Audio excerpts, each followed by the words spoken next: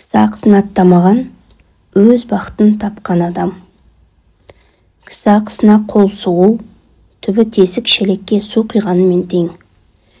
Көпшіліктің жөнді білмей, білсе де терең байыбына бармай, жүрген бұл мәселе психологияда жиі айтылатын жеке шекара тақырыбы.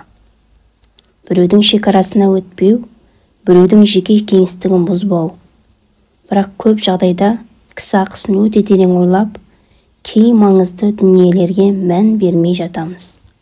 Тақырып басында кісі ақысына абай болмау, түбі тесік шелекке су тасығанмен бірдей дедік. Соның мәнін түсініп алсақ, біз мәңгілік өмір сүрмейміз. Бізге ұнамаса да, ұнаса да, өлімнің бар екені хақ. Уақыты келгенде бәріміз Аллаға қайтамыз. Бәріміз білеміз, о дүниеге барғанда біздің күнәлі істеріміз бен сауатты әрекеттеріміз таразыға түседі. Алланың алдында барған сәтте бәріміз есеп береміз. Ол жерде ешкіммен жұмысы жоқ. Әркім өзінің қара басымен әуре болады. Осы дүниелік істеріміз таразыға түсіп жатқан кезде алдымызға кісі ақысы деген мәселеге де кезек келеді екен. Жаратушымыздың басқаның барлығының есебін мен аламын. Бірақ кісі ақысын сол құлымның өзіне қалдырамын деген уәдесі бар. Біз ақысына қол сұққан адам келіп, сен осы бір кезде менің ақымды жегенсің, енді маған сауаптарыңды беріп, есеп айырсамыз деп айтады екен. Өйткені ол жақта бұл өмірде жиған терген дүниелеріміз болмайды. Тек сауапты істеріміз бен күнәлі әрекеттеріміз ғана таразыға тартылады.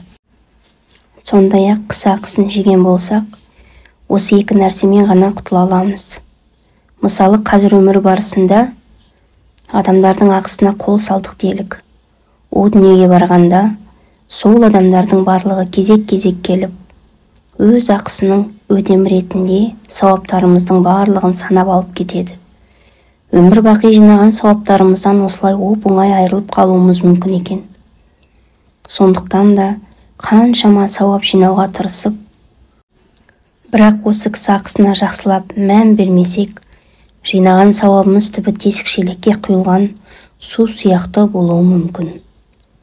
Бізді одан сақтасын, ренжіткен кісі қарасы көп боп шықса, алдымен сауабымыздан толық айырылып, сауабың таусылса, әлгі кісілер беретін сауабың болмаса, менің күнәмді көтер деп өз күнәсін арқалатады екен. Яғни, кісі ақысынан құтылу алдымен сауап беріп, сауап таусылса күнәсін көтеруге тура келеді. Сөйтіп таудай сауап арқалап барған болсақ та, бұл дүниеде көп кісілердің ақысына қол сұғып, кешірімін ала алмай, о дүниеге аттанып кетсек, жағдай тым мүшкіл боп қалу мүмкін. Себебі бар күнәлардың есебін жаратушымыз алғандықтан, оның рақымынан үміт бар. Ал адамдардың өзіне қалдыратын кісі ақысына әрбіріміз өте мұқият болайық. Психологияда бұл тұрғыда ғалымдар біреудің шекарасына өтпей, жеке тілемдікті сақта деп ескерту. Кісі ақысына қандай жағдайларда қол сұғамыз? Бұл екі дүниелік маңызы бар сұрақ. Жалпы оны тым глобалды қарастыруды біреудің материалдық тұрғыдан ақысын жеу ғана деп қателеспеу керек. Жалпы, мынаны білген дұрыс. Сенің шекараң біткен жерден келесі бір кісінің шекарасы басталады.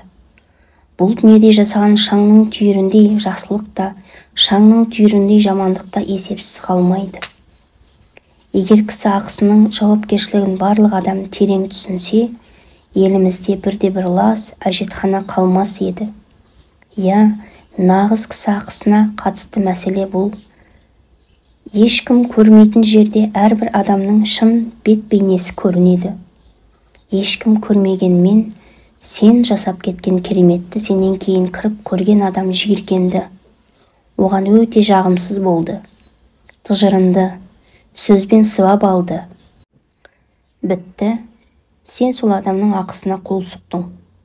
Өйткені, дәл сенің себебіңнен ол адам жиіркенді жаман сезімде болды. Сенен кейін кіретін, саған дейін де тазалап, реттеп, табыстаған адамның бәрінің өз ақысы бар екенін ұмытпа. Айналаға, қоғамдық ортаға жанашырлық танытып, барлық жерде кісі ақысын ескерілетін есіңде ұстаған жөн. Себебі танымайтын адамдардың ақысына кіріп, кешірім сұрап, ақыретке қалдырмаудың мүмкіндігі тумай қалуы мүмкін. Осындай біз өте ұсақ деп ойлайтын күрделі мәселелермен қатар мынадай дүниелерге де абай болыңыз.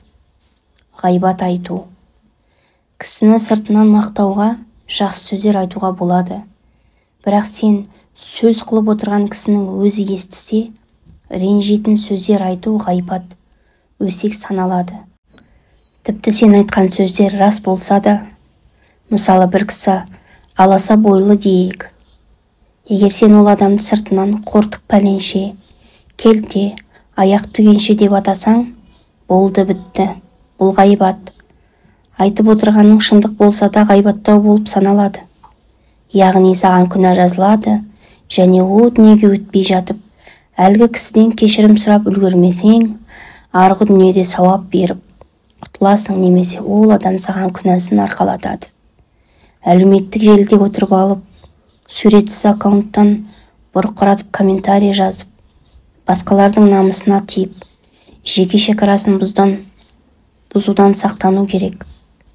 Сен танитын жұлдыз, саған ұнамайтын киім кисе де үндемей өтіп кетуге тырыс. Ол оның өз мәселесі, өз жауапкершілігі, кісі ақысы оған да қатысты. Аманатқа қиянат жасау. Біреу саған ішкі сырын аманаттаса, оның барып біреуге жеткізу, немесе біреу аманат деп тапсырған мүлкіне қол сұғу, кісіге жасалған қиянат. Мысалы, бір кісі саған бір зат аманаттап беріп жіберсе, әдейілеп ашып қарау, немесе саған ғана сыр етіп айтқан келесі біреуге айтып қою, кісінің ақысын таптаумен тең.